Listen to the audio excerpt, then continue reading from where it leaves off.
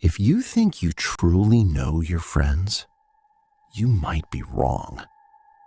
Because sometimes the truth hidden inside a person is so terrifying that once you discover it, you can never look at them the same way again. My name is Ian. I live in Texas. This happened in December 2022.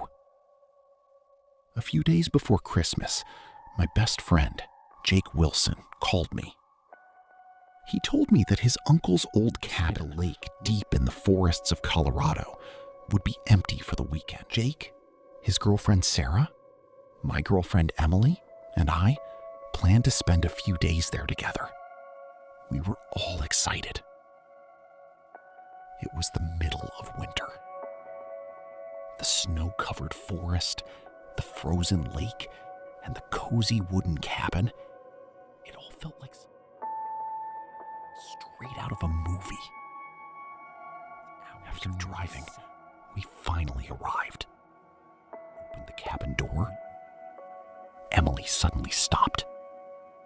Her face had gone completely pale. "What's wrong?" I asked. Saying a word, she pointed a trembling finger toward the wall. Carved deeply into the wooden wall, in large, were the words, "You should not have come here." The message looked fresh, not old, not faded, as if someone had scratched it into the wall. For a few seconds, complete silence filled the cabin as we stared at the message on the wall. Jake let out a nervous laugh. "Probably just some prank," he said. But even he didn't sound convinced. Emily still looked terrified. I walked closer and examined the scratches carefully. Small pieces of fresh wood were still scattered across the floor beneath the writing, which meant the message wasn't old. Someone had carved it. Trying to lighten the mood, Sarah turned on some music, and we started unpacking our things. By evening, a heavy snowstorm had settled over the area. Through the cabin windows, all we could see was a wall of white snow and darkness. Around 8 p.m., the four of us were sitting near the fireplace when Emily suddenly stared toward one of the windows. Her voice was barely a whisper. "Someone out there." We all turned immediately. Across the lake, a tall, dark figure stood motionless in the darkness. It looked like a person, but from that distance, facial features. Jake grabbed a flashlight and started toward the door. I stopped him. The snow was coming down hard, and the temperature was well below freezing. We convinced ourselves it was probably a tree or something. But then, the figure moved. Slowly, deliberately. And then, it raised its arm and pointed directly at our cabin. The atmosphere in the room.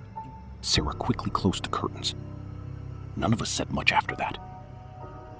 We tried to convince ourselves it was just a local hunter or someone passing through the area. But around 11 p.m. of those footprints ending right outside the front door made my mouth go dry. I immediately called for Jake. He came upstairs and stared out the window at us. For several seconds, he didn't say anything. Then he quietly whispered, "Whoever made those tracks could still be." The two of us rushed downstairs. Emily and Sarah were already on edge. I checked the front door lock again. Everything was locked. Everything was secure. Thing didn't make sense. If someone had really walked all the way to the cabin, where did they go? Outside there was nothing but snow. No footprints, no signs of anyone leaving.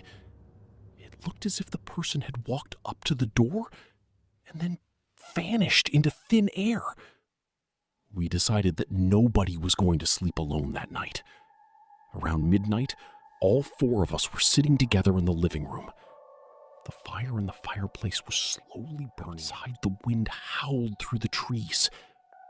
Then suddenly, knock, knock, knock. 3 loud knocks echoed through the cabin. Everyone froze. For a few seconds, the sight of those footprints ending right outside the front door made my mouth go dry. I immediately called for Jake. He came upstairs and stared out the window at the snow below. Seconds? He didn't say anything. Then he quietly whispered, "Whoever made those tracks could still be outside." The two of us rushed downstairs. Sarah were already on edge. I checked the front door lock again. Everything was locked. Everything was secure. But one thing didn't make sense. If someone had really walked all the way to the cabin, go. Outside there was nothing but snow. No footprints leading away. No signs of anyone leaving. As if the person had walked up to the door and then vanished into thin air. We decided that nobody was going to sleep alone that night. Around midnight, all four of us were sitting together. The fire in the fireplace was slowly burning out. Outside, the wind howled through the trees. Then suddenly, knock, knock, knock. Loud knocks echoed through the cabin. Everyone froze. For a few seconds, nobody moved. Then it came again. Knock, knock, knock. This time much louder. Emily grabbed my hand so tightly that it hurt. Jake slowly picked up a flashlight and walked toward the front door. I followed right behind him. The moment Sarah told us Emily was gone, my mind went completely blank. "What do you mean she's gone?" I shouted. Sarah was crying. Jake and I went upstairs. She'd stepped into the kitchen for only a few seconds. When she came back, the front door was open, and Emily was nowhere to be seen. Outside, the snowstorm was getting worse. No one would willingly walk out into weather like that, especially not without saying a word. Jake and I grabbed our flashlights and rushed outside. Fresh footprints were clearly visible in the snow. One set led away from the cabin and toward the forest. But there was something strange about them. They weren't alone. A set of footprints walked beside them, as if Emily had gone with someone, or someone had taken her. We followed the tracks deeper into the freezing wind felt like knives against my face. After nearly 20 minutes, we reached a part of the forest where the trees grew so densely moonlight remained. Then something appeared in our flashlight beams. A cabin. Old, rotting, abandoned. The creaking from upstairs was now clearer. Slow, deliberate footsteps. Jake and I stood frozen for a few seconds. Jake whispered, "If we don't leave now, we might end up hanging on that wall too." We gripped our flashlights tightly and moved toward the stairs. Every step, the sound above became clearer. By the time we reached the top floor, we saw a long, narrow, the same photographs lined the walls. Our photographs. But now, they looked newer, as if they had been taken only hours ago. With a half-open door, a faint light spilled out from inside. We slowly pushed the door open. The sight inside nearly made me drop my flashlight. A small table in the center of the room, covered with candles. I saw Emily walking up the stairs. The ground beneath my feet felt like it had collapsed. Her movement was strange. Not too fast, not too slow. She wasn't walking on her own. The knife in her hand caught the flashlight beam again and again, flashing cold and sharp. "Emily?" I said. My voice didn't respond. Her eyes were empty, like she wasn't looking at me at all. Or maybe she was looking through me. Jake slowly whispered, "Something's wrong." In the corner of the room, the same man was still smiling, like he was waiting for something to finally fall into place. Emily stepped between us and him. Then she spoke for the first time. "Understand?" Always miss. Her voice carried no emotion. No fear, no anger, just emptiness.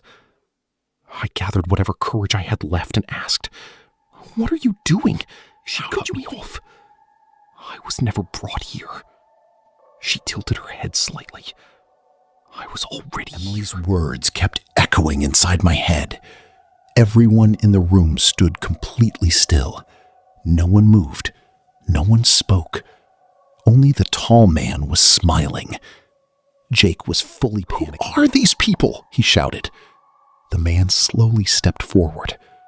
"These people," he said calmly, "they're the ones who kept asking questions until they made it here." He pointed toward an old map pinned on the wall. I lifted my flashlight toward it. The entire forest was drawn on the map, but scattered across it were dozens of red marks. Each mark had a name and a date written beside it. Some dates were 15 years old, months old, and many names had only one word written next to them: missing. A chill ran through my body. This wasn't just our story. It had been happening for years. I caught something else. In the corner of the map was a photograph. 4 people standing outside a cabin, exactly like the way we had stood just days ago. But the photo was from 2014. Under all 4 faces was the same missing. Jake whispered, "Oh my God." Then suddenly, a loud crash shook the entire building from below, like someone had broken through the main door. The room trembled. For the first time, the man looked unsettled. He turned toward the window, and then flashlights appeared outside. People were outside. A lot of them. But who were they? Police? Rangers? Or something else? The strangers in the room became restless. Even Emily stepped back slightly. Then the man shouted for the first time, furious. "Let them come up." Ethan! Jake! If you're upstairs, get out now! The voice echoed again, and this time it sent a shock straight through my entire body. It was my Uncle Daniel's voice. But that was impossible. I had buried him myself. Jake looked at me. What is happening? The tall man upstairs looked completely shaken now. His smile was gone. Emily was slowly stepping backward, as if she didn't understand what was happening either. From downstairs, the voice, "Ethan, open the door!" Now it was clear, and it was very close. Jake whispered, "We need to go down, now." I nodded, moved toward the stairs. Emily's voice came from behind us. "If you go down, you won't come back up." Jake grabbed my arm. "We're already gonna die if we stay here." We ran downstairs. With every step, the voice got louder, as if someone was standing right outside the door. Because the map was never complete. Daniel's words left Jake and me standing there in silence. Snow continued to fall around. The second cabin was now clearly visible among the trees. But I was certain it hadn't been there just a few minutes ago. Daniel turned and started walking toward it without another word. I had 2 choices, or finally learn the truth. Jake and I followed him. About 5 minutes later, we were standing in front of the mysterious cabin. The door opened the moment my breath caught in my throat. The walls were covered with photographs, hundreds of them. Families, friends, couples, lone travelers. Some photos were more than 20 years old.